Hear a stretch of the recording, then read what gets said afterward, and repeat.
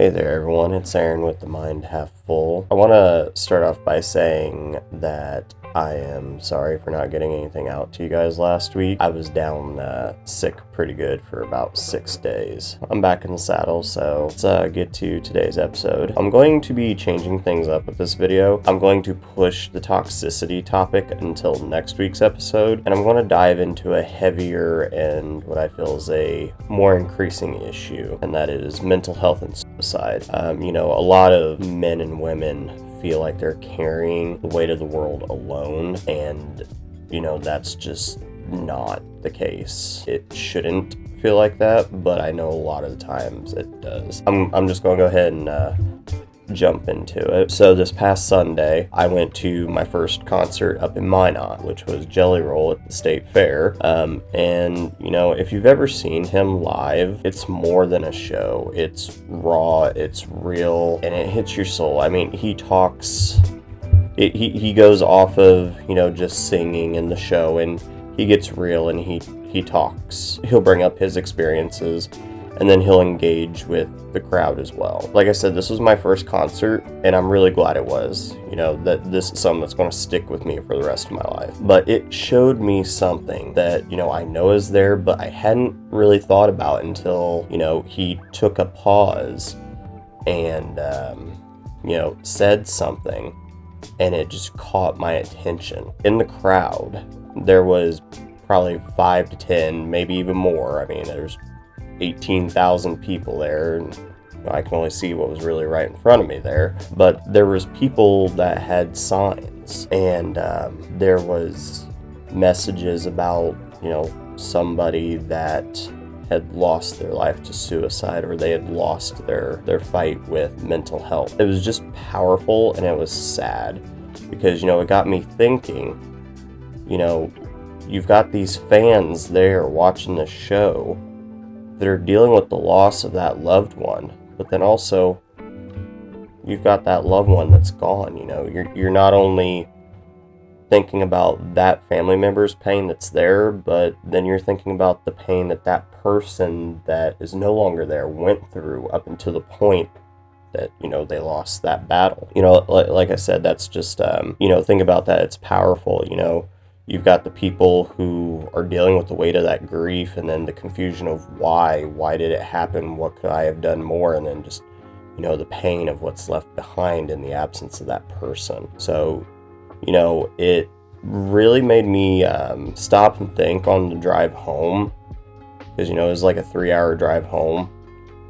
And it really got me thinking. We're all walking around with something, and some of us are just better at hiding it than others, and a lot of people don't even know or realize it. That's pretty is a pretty sombering train of thought, to have for a 3-hour drive. I would be lying if I told you that I've never been at that point myself, but I also know people who have personally lost battle with mental health, and they took that final step. 2 of them were in high school. I knew them from the time I had gotten into middle school until my junior and senior year. Come to school and then find out that they weren't with us anymore, and I remember them as being the loudest and most outgoing people that I could think of. And they're always surrounded with people, always smiling, but really they were struggling. Another one was a coworker. I was not particularly close with them, but I was friendly enough with them at work to where I came in to work, and my boss told us that they had committed suicide. So it was kind of a strange feeling that they were there one day and then gone the next. Suicide isn't just something that happens to other people, it touches everyone. And the hard part, most people who struggle don't talk about it until they're deep in it. Everyone says check on your people. I'm going to take that one step further. Check on the ones who smile the most, who are the loudest and the most outgoing, the ones that always tell you that they're fine when something seems off. Because sometimes those are the people that are falling apart the most on the inside. Good example of that is, Robin Williams. That man brought laughter and joy to billions of people's lives. And, he just great energy, smiling, laughter. And then, in 2014, we lost him. He lost his battle with mental health. Usually it's the ones that you least expect. It doesn't hurt to ask a question or see if they want to talk to you. Kind of how it feels, at least for me, was that dark place, that dark spot. It was a constant feeling of disconnect from everybody and everything around me. It was a numbness, just nothing really seemed to bother me. I didn't feel, happy or love or anger or anything like that. I was just numb with no emotions other than just hurt. That's all I felt. Like, the best way I could describe it is a razor blade grating on all of my nerve endings all the time, no matter what I was doing. It's this constant feeling of pain, in a sense. Loneliness, even while I was surrounded by family and friends, even the pets, just cuddling up with an animal that, loves you more than it loves itself. I always felt lonely. But then also, it's an overwhelming feeling and a heavy feeling, and just feels like there's no escape. But that heavy feeling wasn't just an emotional feeling for me, it also became a physical feeling for me as well, because during the time I was struggling a lot mentally, in that dark place, I gained 130 pounds in under 2 years. I wasn't taking care of myself, and honestly, I did not care. When you're in that headspace, you're surviving day to day. For me, food became comfort. Before, I got in that place, I was a bit more selective over what I would eat and drink, and when I was at that point, I just didn't care, just shoveling food in my face. Sleep became an escape for me, and then life just in general felt like a fog. I was getting up, going to work, doing my work, going home, putting food in my face, and then going to bed. I didn't care. That's literally all I wanted to do, was get to the point of the day where I could go to bed and sleep, because when I was sleeping was when I didn't feel anything at all. It was my disconnect from everything. So that's how it was for me, but not everybody's the same. So people are going to feel things in different ways. Here are some other ways that mental health struggles and suicidal warning signs can show. For the emotional ones, persistent sadness or hopelessness, someone's always sad or feels like nothing's ever going to get better. That can be a warning sign of emotionally struggling. Sudden mood swings or easily annoyed, that's something that I dealt with a lot. I was very easily irritable when I was in that stage. The littlest thing would irritate me to no end. Constantly feeling anxious or on edge or overwhelmed. I felt overwhelmed by the littlest task, and I was just literally gathering my clothes and put them in the washer and then putting them to the dryer. Not even folding them, just doing those two simple steps felt like, I cleaned the whole house on my hands and knees with a toothbrush. Saying I'm fine or I'm just tired when they're emotionally pulling back from everything and everyone, that's a fairly common indication of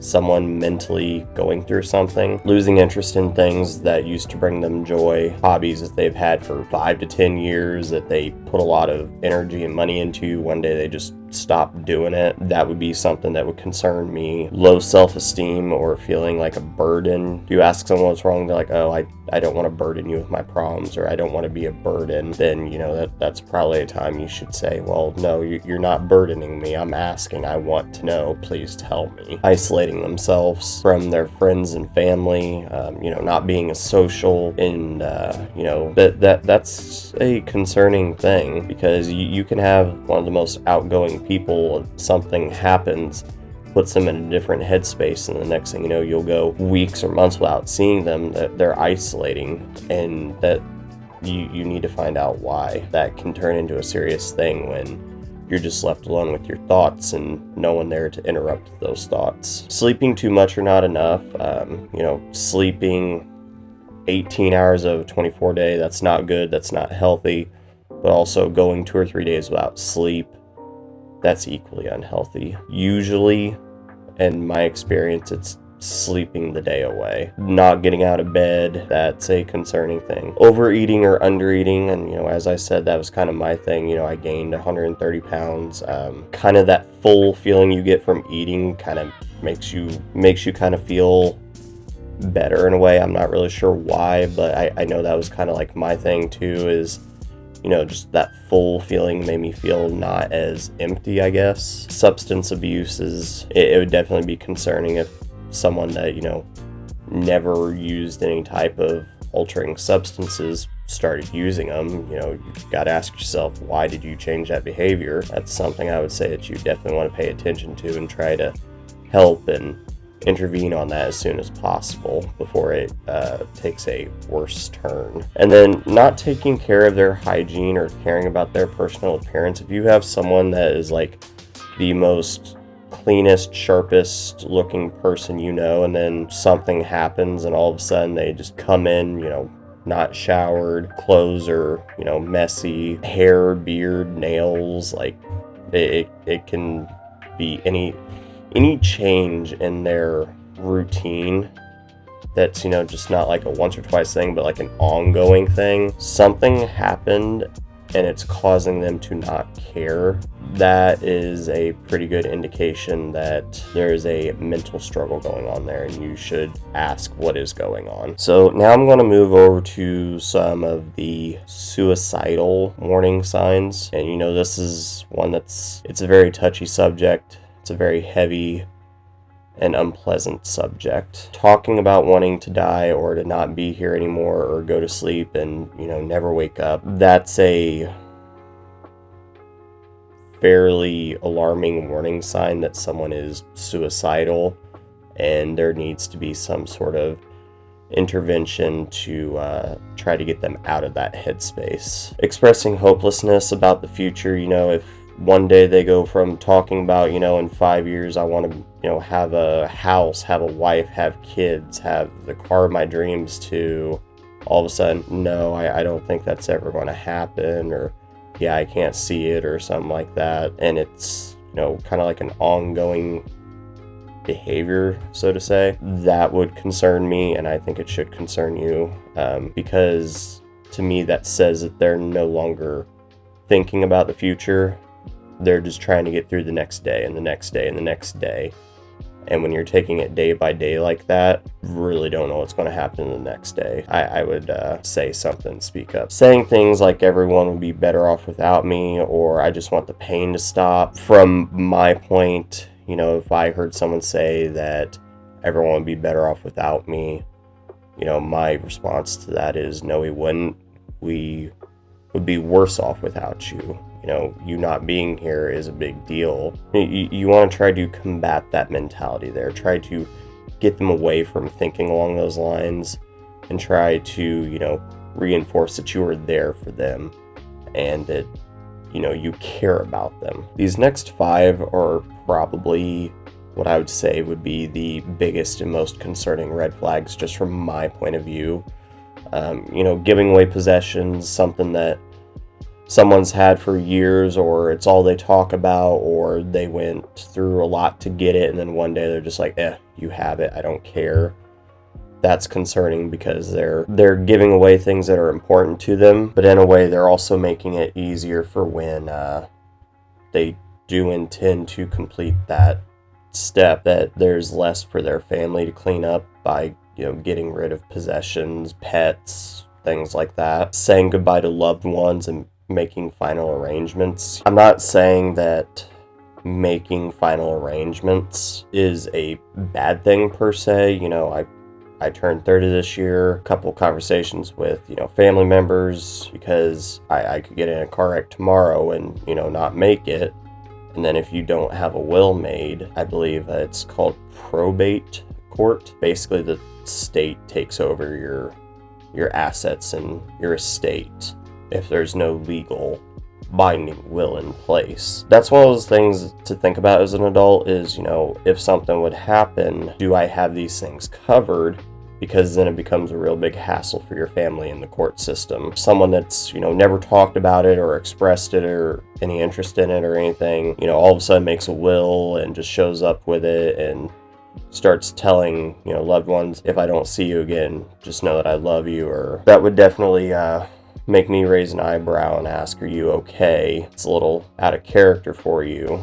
Withdrawing from people completely, if you have someone that goes from, always out and about, life of the party with everyone, to locking themselves away in their, home for months, and, you never see them or you barely see them, that would be concerning because, they're isolating themselves with their thoughts. And if they're already not in a good place, it's easier for them to talk themselves into that. Try to do whatever you can to interrupt them isolating themselves from everybody. Just go over and check on them, make sure they're okay. Because who knows, that knock on the door could have interrupted them from, carrying out what they were intending to do. Sudden calmness after a period of depression can be a sign that they've made a decision. If you know someone's been depressed for a long time and just seems to be getting lower and lower and lower, and then all of a sudden they shoot up and they're on cloud 9 and they're manically happy, that is highly concerning because basically, in my opinion, at that point, they're like, okay, the end is in sight. I know what I'm going to do. I know when I'm going to do it. The pain is going to stop and it's close by. Trust your gut on that. If something like that happens, definitely say something and watch them and stay close to them. Searching for ways to die or acquiring means, ways to die such as weapons or drugs, is a major red flag. If you know someone that has never had an interest in having a gun or a weapon of any type, just one day flips a switch one day and then goes out and buys a gun or something like that, and it's just out of character for them because they've expressed no interest in guns or anything before, I would definitely take that as a warning sign that something may be close at hand. Now, obviously, those are not all of the warning signs, just a few. The biggest thing when dealing with someone that you may be concerned is having mental struggles or is suicidal is to trust your gut. If something feels off, it probably is. Don't wait. Don't ignore it. Don't push it off to the side and, that they'll be fine. Because it's when you do that, things are not fine. It's better to ask someone how they are doing and, don't be afraid to tell them. If you truly fear that they're suicidal, don't be afraid to tell them that you feel like they're suicidal and they're going to harm themselves. It's better to do that than assume that they're okay. And, it's not an easy conversation to have. It's not an easy question to ask, but you could say it along the lines of, hey, I've noticed you seem different lately and I care about you. Are you struggling mentally, or are you thinking about hurting yourself? And yes, that question is very uncomfortable. It could potentially get a little bit of hostility from that person, but I would rather risk essentially offending them and asking than assuming and not asking, because it could potentially open the door to a conversation that saves a life. And if you decide to not ask that question and something happens, you are going to feel terrible. Do both of you a favor. So mental health and suicide goes hand in hand. They are both equally important and should not be laughed at or ignored. You shouldn't make someone feel bad for mentally struggling or feeling suicidal. We're humans. It can't be helped. Emotions are some of the most powerful things on this planet to a human. We all have them. We all deal with them in different ways. So don't ignore it. You might just be that one interaction that saves a life. So with my job, I don't know where someone is mentally at that time. I would prefer to, be nice and try to be a positive interaction for them, and potentially be the thing that makes them take a step back from the edge instead of a step towards that edge, if that's where they are mentally. Strangers, I don't know what they're going through. Someone on the street, someone at the store, you don't know what someone is going through. So a little bit of kindness and compassion may just be what they need, because like I said, you don't know what they're going through. You don't know where they're at mentally. Just keep that in mind when you're interacting with somebody. So right now, if you're going through something, mentally, or you feel like that step is your only step forward, I'm telling you this because you need to know it gets better. Even when you think it won't, even when the darkness feels endless, you are not broken. You are not alone. You are still here, and that means there is still hope. Keep going. We need you here. You matter. You are loved.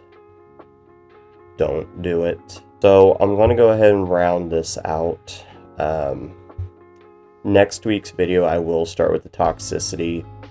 Like I said, this was a conversation with my buddy Ryan about, the concert I went to, and, just kind of my thoughts afterwards, plus some of the stuff that I have heard of here recently in the last few days. So, I just thought it was something that probably should be talked about and needed to be talked about. I'm going to go ahead and end this here with my final thought. I'm still on my journey. I've lost some weight and I've gained back some peace, but I'm also learning how to be okay with not being okay. But I'm building myself back better and stronger than I was when I was broken. I may not fully be there yet, but I'm on my way to hitting my winning streak. And I know that the big guy upstairs is smiling down on me each step closer I get to hitting it. So I'm also going to say this to the person who helped me get to that point in that dark spot, because, as I've said before, you're responsible for your own emotions and actions. So I can't, solely blame them, because, it was my emotions and actions. But for their part in it, I'm going to go ahead and say, I forgive you. I'm building myself back better and stronger for the one that I'm supposed to be with, and I hope that you are too. But with that, I'm going to go ahead and end this. Remember, everybody, you don't know what people are going through right now. Show them some love and compassion. Be kind, and remember, what you do next matters. Stay safe, everyone, and take care.